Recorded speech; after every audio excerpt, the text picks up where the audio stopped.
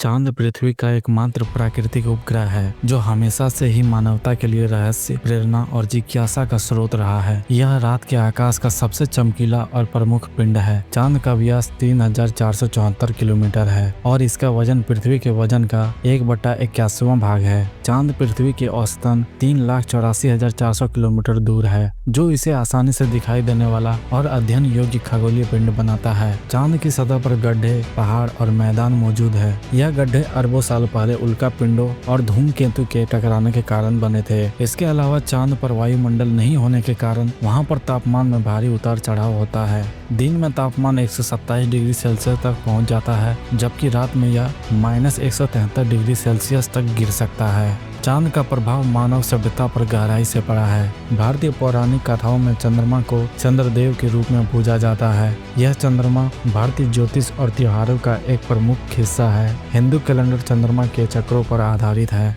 और चंद्र ग्रहण को शुभ अशुभ घटनाओं से जोड़ा जाता है। ग्रीक और रोमन सभ्यताओं में चांद को देवी देवताओं से जोड़ा गया है। ग्रीक पौराणिक कथाओं में चांद को सेलेन और आर्टेमिस कहा गया है, जबकि रोमन सभ्यता में इसे लूना के रूप में जाना गया है। प्राचीन कविताओं और कहानियों में भी चांद का उल्लेख मिलता है। कविताओं ने इसे प्रेम और सौंदर्य का प्रतीक माना है, जबकि कई लोक कथाओं में चांद को एक रहस्यमय स्थान के रूप में वर्णित किया गया है। चांद का निर्माण हमारे सौरमंडल के इतिहास का एक महत्वपूर्ण हिस्सा है। वैज्ञानिकों का मानना है कि लगभग 4.5 अरब साल पहले जब पृथ्वी का निर्माण हो रहा था, तब एक विशाल पिंड जिसे थिया कहा जाता है पृथ्वी से टकराया था। इस टकराव से निकले मलबे ने चांद का निर्माण किया था। इस सिद्धांत को जायंट इम्पैक्ट हाइपोथेसिस कहा जाता है। चांद की सतह की संरचना और इसकी चट्टानों के अध्ययन से यह पता चला है कि इसका निर्माण किस प्रकार हुआ। चांद पर मिले नमूने से यह भी पता चला है कि निर्माण लगभग उसी समय हुआ जब पृथ्वी का निर्माण हुआ था।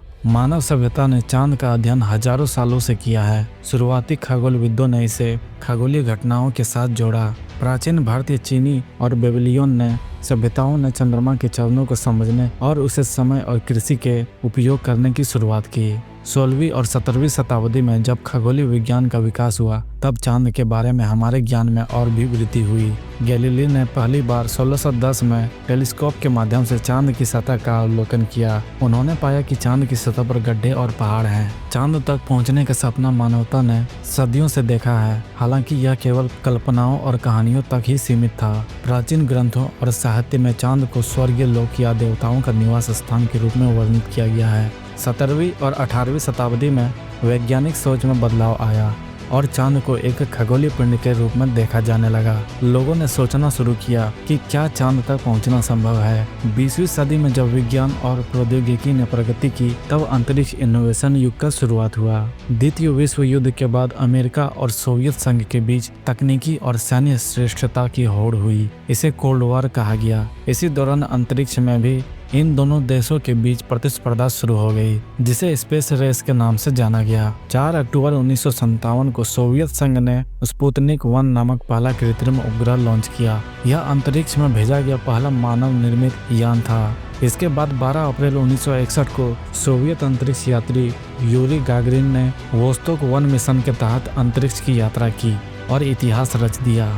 सोवियत संघ की इन उपलब्धियों के बाद अमेरिका ने चांद पर इंसान को भेजने का लक्ष्य तय किया। अमेरिकी राष्ट्रपति जॉन एफ कैनेडी ने 1961 में घोषणा की कि अमेरिका दशक के अंत में चांद पर इंसान को भेजेगा। इसके लिए नासा ने अपोलो कार्यक्रम शुरू किया। 16 जुलाई 1969 को सैटर्न 5 रॉकेट के जरिए अपोलो 11 मिशन लॉन्च किया गया। अपोलो 11 मिशन ने मानव इतिहास में वह क्षण दर्ज किया जब नील आर्मस्ट्रांग और बज एल्ड्रिन ने चांद की सतह पर कदम रखा। 20 जुलाई 1969 को ईगल नामक लूनर मॉड्यूल ने चांद की सतह पर लैंडिंग की। नील आर्मस्ट्रांग ने चांद पर पहला कदम रखते हुए कहा, यह इंसान का छोटा सा कदम है, लेकिन मानवता की एक बड़ी छलांग है। अपोलो मिशन के दौरान चांद से लाए गए चट्टानों और मिट्टी के नमूने ने चांद के इतिहास और संरचना को समझने में मदद की।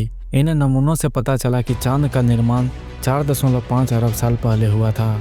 इसके अलावा चांद की सतह पर मौजूद गड्ढों और मैदानों का अध्ययन किया गया। चांद पर मून केक नामक भूकंपीय गतिविधियां पाई गई है। जो इसके आंतरिक संरचना को समझने में और भी सहायक है। 21वीं सदी में चांद पर वापस जाने और वहां अस्थायी ठिकाने बनाने की योजनाएं बनाई जा रही है। नासा का आर्टेमिस प्रोग्राम 2025 तक चांद पर इंसान को फिर से भेजने का लक्ष्य रखता है। चांद पर पाए जाने वाला खनिज और तत्व जैसे कि हीलियम 3 ऊर्जा उत्पादन के लिए एक संभावित स्रोत हो सकते हैं। चांद पर सौर ऊर्जा संयंत्र स्थापित कर भविष्य में पृथ्वी को ऊर्जा प्रदान की जा सकती है। चांद को भविष्य में मंगल और अन्य ग्रहों की यात्राओं के लिए आधार के रूप में इस्तेमाल किया जा सकता है। चांद पर अंतरिक्ष लैब बनाने की योजना भी है जो ब्रह्मांड के रहस्यों को समझने में और भी ज़्यादा मदद करेगी। चांद पर मानवता बस्तियां बसाने का सपना धीरे धीरे सच हो रहा है।